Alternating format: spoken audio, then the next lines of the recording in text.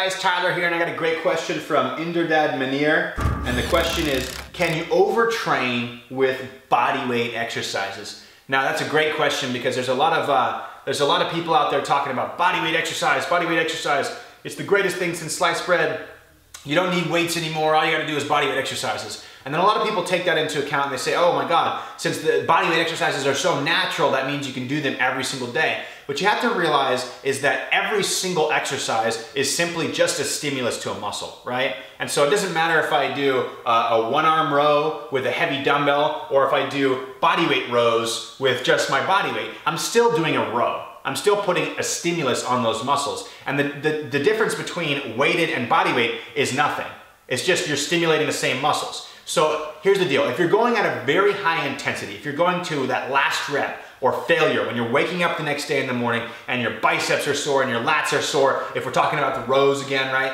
If all those muscles are sore, you probably don't want to wake up and continue to use those muscles for your next workout, because there is an entire mechanism about why you get results with fitness, and that's called super compensation, right? You're at this baseline, you work out, you tear down the muscles, they start to rebuild, they get a little bit higher than your baseline, they become your new baseline, you work out again, and you wave cycle upwards, tear down, build up, tear down, build up, tear down, build up, just like that. If we do exercises every single day at a high intensity, I'll explain that in a second, then what happens is you tear down, you start to build up, you tear down, you start to build up, you tear down, you start to build up, your body starts getting weaker and weaker. That's oftentimes when people experience actual overtraining, legitimate overtraining, and that's what you want to avoid. Now, if you're not at a high intensity, if you're not going at, let's say 99, 100, 105% on every workout, let's say you're working more of the skill of a movement. So you might be working on handstands or Olympic lifting, or even just something simple like deadlifting, but you're really focusing on feeling your muscles and perfect technique. And let's say you're lifting at about 85% of your maximum efforts, right? Then what happens is we can consistently do that over time. And the skill transfer will build strength in the long run without consistently tearing down your muscles. Because when you're working on skill, you're not tearing down muscles, you're working on neurological efficiency, right? But when you're working on intensity, max strength, muscle building, then you're working on actually tearing down your tissues so they rebuild bigger and stronger.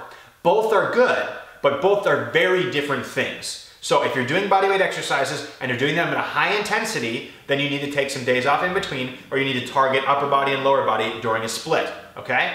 But if you're doing them at 85%, or you're doing more skill-based training, then you can get away with doing something every single day because you're working on that neurological efficiency and that deep tissue strength, like the bones and the tendons and the ligaments, all right? So I hope that helped you out. You can overtrain in any type of training, including bodyweight training, if you overdo it, all right?